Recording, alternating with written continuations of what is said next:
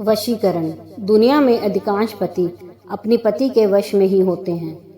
फिर भी एक हिंदू स्त्री एक बाबा के पास गई और कहा, बाबा जी, हमारा पति हमारे वश में नहीं रहता।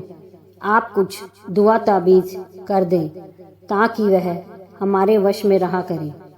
जो कहे उतना ही किया करे। बाबा ने कहा, बच्चा, उपाय तो है लेकिन बहुत कठिन है। क्या आप कर पाएंगी? स्त्री बोली, इसके लिए मैं कुछ भी करने को तैयार हूँ।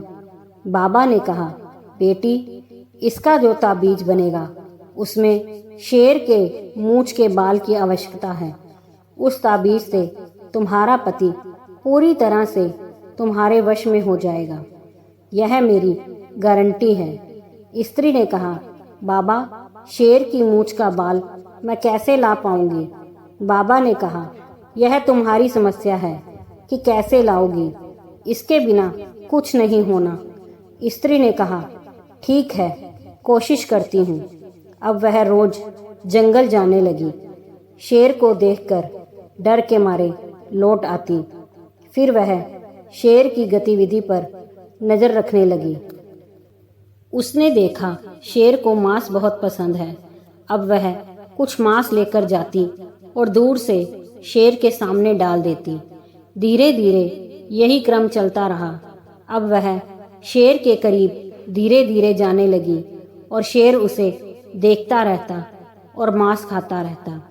अब शेर को उससे लगाव हो गया। अब वह शेर के पास बैठकर उसको सहलाने लगी। धीरे धीरे शेर उसके काबू में रहने लगा। एक दिन शेर को मांस डालकर उसके पीठ और चेहरे को सहलाते सहलाते कुछ बाल मूंछों से उखाड़ लिए। शेर की मूंछ का बाल लेकर वह बाबा के पास पहुंची और बाबा को देखकर बोली, मैं शेर के मूंछ का बाल ले आई हूँ। बाबा, अब मेरे लिए ताबीज बना दें। बाबा ने पूछा, बाल कैसे ले आई?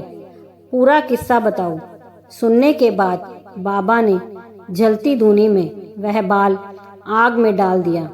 स्त्री बहुत नाराज हुई और बोली, मैंने जान पर खेलकर कितनी मुश्किल से ये बाल हासिल किया और आपने उसे जला दिया। बाबा मुस्कुराते हुए बोले, बेटी, जब तुम शेर जैसे खूंखार जानवर को अपने प्यार से वश में कर सकती हो तो तुम्हारा पति तो इंसान है। जाओ, शेर को कैसे काबू में किया था उसी तरह करो। पति स्वतः तुम्हारे काबू में हो जाएगा। दोस्तों, अगर कहानी पसंद आई हो तो लाइक, सब्सक्राइब, शेयर जरूर कीजिए।